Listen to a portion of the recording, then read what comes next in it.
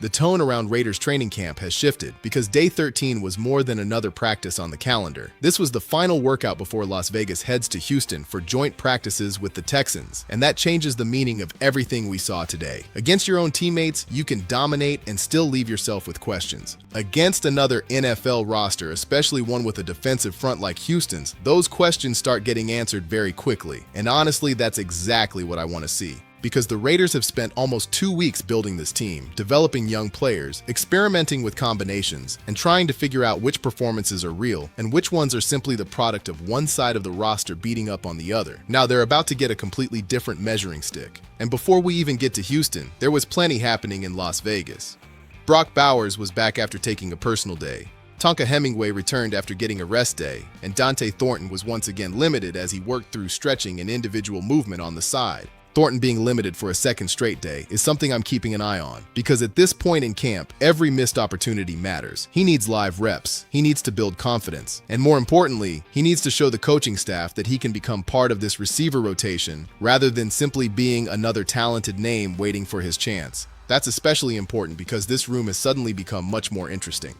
Noah Brown is now in the mix after getting his first practice in the silver and black, and the Raiders have young receivers like Malik Benson and Jalen Naylor continuing to make noise. Jack Beck already showed what he could do in the preseason opener. So now you've got legitimate competition for opportunities, and that's exactly what a coaching staff wants. But the biggest story from this practice wasn't the receiver room, it was the quarterback play. Kirk Cousins reportedly had an outstanding red zone period, finishing with 5 touchdown passes. 2 went to Brock Bowers, 2 went to Jalen Naylor, another went to Michael Mayer. And that's the kind of practice that makes me stop and think about what we're actually watching with this offense.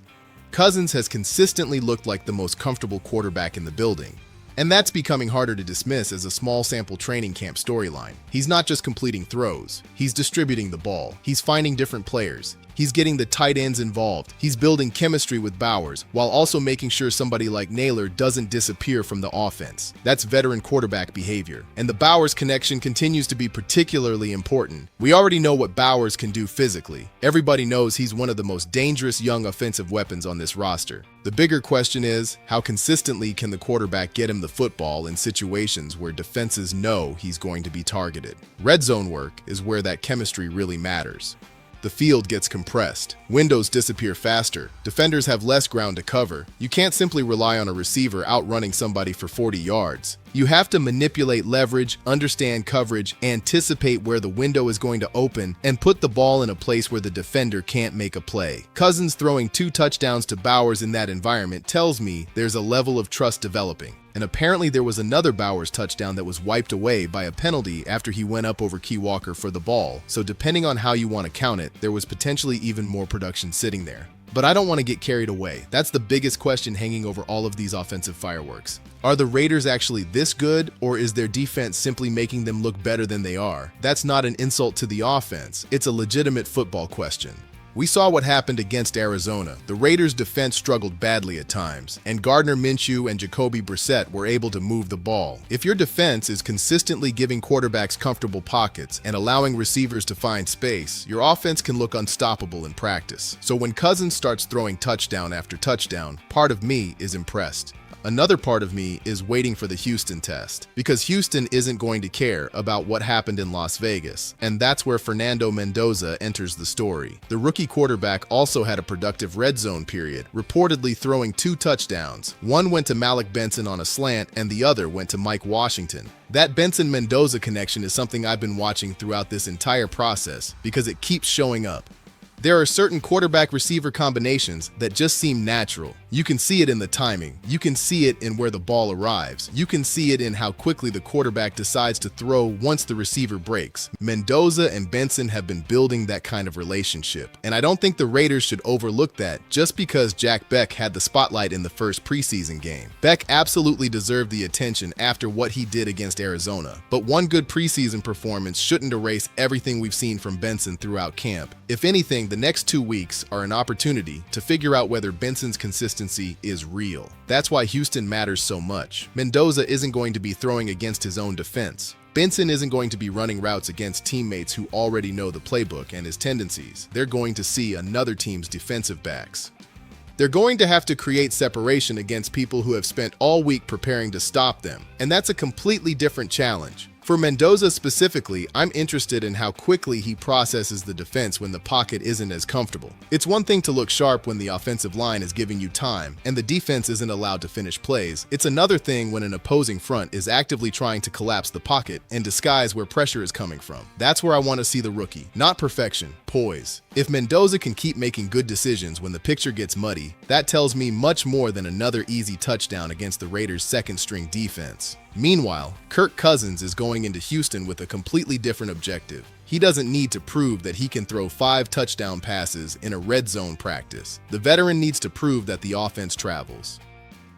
That sounds simple, but it matters. A quarterback can look phenomenal when everything around him is comfortable.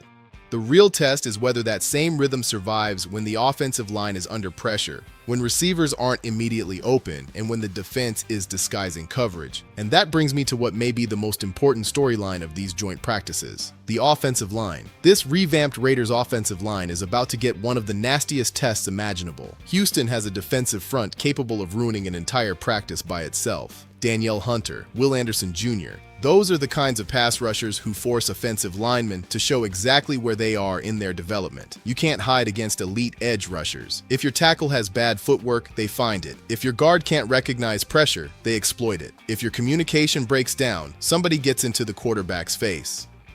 And suddenly, all those positive reports from camp have to survive contact with a completely different defense. That's why I'm watching DJ Glaze closely. He's had positive moments in camp, and he's been praised for his natural length and his ability to use his arms effectively.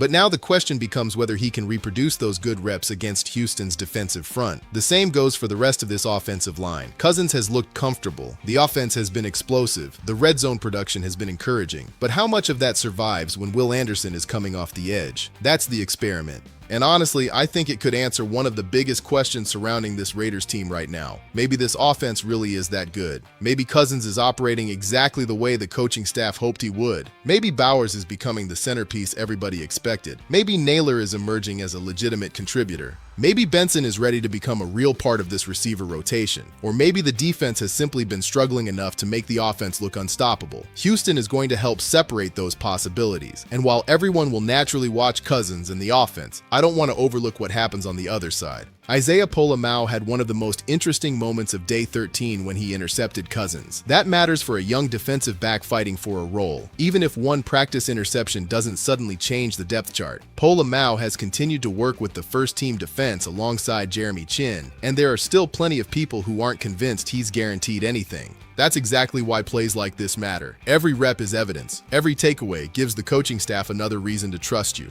And for a secondary that still has plenty of unanswered questions, the Raiders need players who can create those moments. The worst thing Las Vegas could do is enter the season with a defensive backfield that is talented but hesitant. You don't want young corners playing scared because they're worried about giving up a touchdown. You want them competing. You want them challenging receivers. You want them turning their heads at the right time. That last part was a problem against Arizona. The Raiders had young defensive backs who were often in position to make plays, but they weren't consistently finishing those plays. They stayed attached to receivers, yet the ball would arrive and the defender wouldn't locate it. That's incredibly frustrating to watch because it tells me the physical ability is there. The problem is the final step. And that final step is often what separates a young corner who gets targeted all season from one who eventually earns the trust of the coaching staff. Eric Stokes appears to have established himself as the clear CB1 through camp. The bigger question is who lines up opposite him when the regular season arrives. Darian Porter is making a serious argument. Porter reportedly took all the first-team reps on Monday, and that is significant. Not because the competition is over, but because reps are the currency of training camp. If the coaching staff starts consistently giving you the first-team opportunities, they're telling you something. They're telling you that they want to see what you can do with the best players around you. And Porter's mindset is exactly what I want from a young defensive back. He essentially said the job should go to whoever is best, and if that's him, great. If it isn't, then he needs to keep competing until he makes it impossible to ignore him. That's the right attitude, because this isn't about draft position. It isn't about reputation. It isn't about who the fans like more. It's about who gives the Raiders the best chance to win football games. And that's why I don't think the competition between Porter, Jamal McCoy, Hezekiah Masses, and the other young corners should be treated as a negative. The Raiders need this competition. They need somebody to emerge. They need 2 or 3 players to force the coaching staff into difficult decisions. What they cannot afford is for the entire group to remain inconsistent, because the regular season isn't going to wait for them to figure it out. And that's why Houston is such a good opportunity. On the defensive side, there's another young player I'm especially interested in, Kieran Crawford. Crawford finally got back into a more complete workload after being limited earlier in camp, and he made his presence felt by getting a sack on Aiden O'Connell during team drills.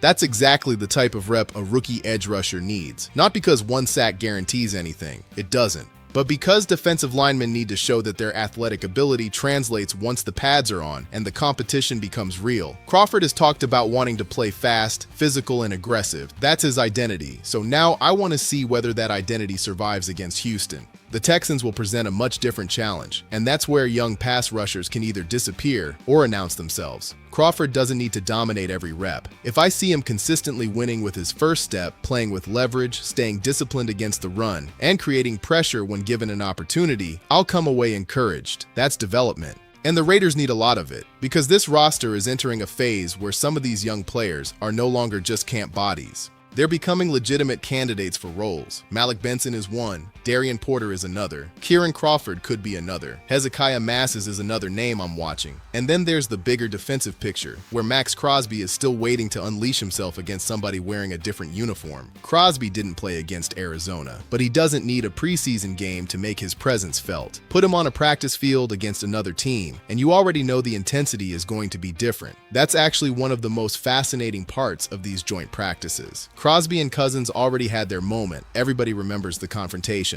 But the important distinction is that teammates are supposed to protect each other during practice. You don't want your starting quarterback getting drilled by his own star pass rusher. Against Houston, that's different.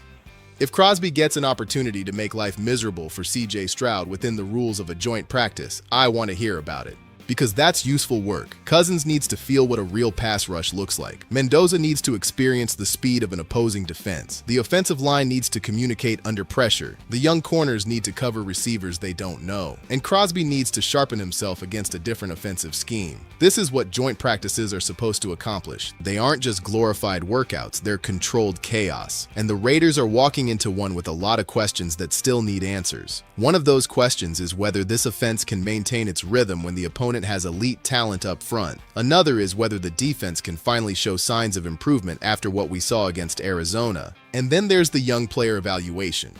I want to see Malik Benson line up against Houston's defensive backs and earn his separation. Not because I expect him to catch 5 touchdowns. I just want to see the details. Does he get off press coverage? Does he create enough space at the top of the route? Does Mendoza trust him when the window is tight? Can Benson win when the defender knows the ball might be coming? Those little things tell you more than a stat line. The same goes for Hezekiah Masses. He's going to see a Houston passing attack that can put serious pressure on a young secondary. That's where I want to see whether Masses is reacting or anticipating. If he's constantly a step behind, that's a problem. If he's competing, challenging routes, and forcing quarterbacks to make difficult throws, that's something the coaching staff can build around. And that's really the theme of this entire trip. Development under pressure. The Raiders have had nearly 2 weeks to evaluate themselves. Now they get to evaluate themselves against somebody else. That's a much better measuring stick, because inside your own building, everybody knows the calls, everybody knows the tendencies, coaches know exactly what they're trying to test, players know the system. Against Houston, those comforts disappear. That's when communication becomes critical. That's when technique matters. That's when quarterback processing matters. That's when receivers have to win routes rather than simply execute them. And that's when defensive backs have to finish. So when I look back at day 13, I'm encouraged by what the offense did, but I'm also cautious. 5 touchdowns from Cousins is great. 2 from Mendoza is great. Bowers being back is great. Benson continuing to connect with Mendoza is great. Pola-Mao getting an interception is great. Porter getting first-team reps is important. Crawford getting a sack is encouraging. But none of those things are the final answer. They're clues. Houston is where some of those clues start becoming evident. And I think that's what makes this next stretch so important for the Raiders. If Cousins looks just as comfortable against Houston's defense, I'll feel much better about the idea that this offense can actually be dangerous this season. If the offensive line holds up against Hunter and Anderson, that's one of the strongest signs we could get that this revamped front is moving in the right direction. If Mendoza continues to find Benson under pressure, that chemistry becomes much more interesting. If Benson creates separation against Houston's defensive backs, suddenly his case for a meaningful role gets stronger. If Porter keeps taking first-team reps and plays well, the cornerback competition starts moving toward a decision. If Polamalu continues making plays, the people writing him off are going to have to reconsider. And if Crosby starts dominating Houston's offense during these practices, well, that's exactly the kind of reminder this defense needs. Because right now, there are two completely different impressions of the Raiders. One version is the team we saw in practice this week. Explosive offense, productive quarterbacks, young players making plays, and a veteran quarterback operating with confidence. The other version is the team we saw against Arizona, a defense that struggled to get off the field and a secondary that left too many plays unfinished. Both versions can't be equally accurate. At some point, the Raiders have to show us which one is real. That's why I don't think the Houston joint practices are just another preseason checkpoint. They're a reality check, and that's exactly what this team needs. Cousins has looked like a veteran who understands where the ball needs to go. Bowers looks like a player who could become the center of the offense. Mendoza is showing flashes that make his development worth watching. Benson continues to build momentum. Porter is pushing into the starting conversation. Polamalu is fighting to stay relevant. Crawford is trying to carve out a role on the defensive front. And behind all of them, the coaching staff is quietly trying to determine which performances can actually survive when the games become meaningful. That's the part fans don't always see. Training camp isn't really about finding out who can make one spectacular play. It's about finding out who can make the right play over and over again. The Raiders have had their controlled environment. Now comes the harder part. Another team, another coaching staff, another defensive scheme, another offensive system, different players across the line of scrimmage, and no excuses. If the Raiders really are building something different this year, this is where we should start seeing it, not necessarily on the scoreboard, not necessarily through some ridiculous highlight reel. I'm watching the trenches. I'm watching the young corners. I'm watching Mendoza's decision-making. I'm watching Benson's separation. I'm watching whether Cousins can operate when the pocket gets uncomfortable. And I'm watching whether this defense can finally respond when the offense isn't the only side making headlines. Because that's the question sitting over this entire team right now. Is this Raiders offense genuinely becoming a problem for opposing defenses, or has it simply been feasting on a defense that hasn't figured itself out yet? We are about to get a much better idea, and if Day 13 was any indication, there is plenty of momentum heading into Houston. Now the Raiders have to prove that momentum isn't just a training camp illusion.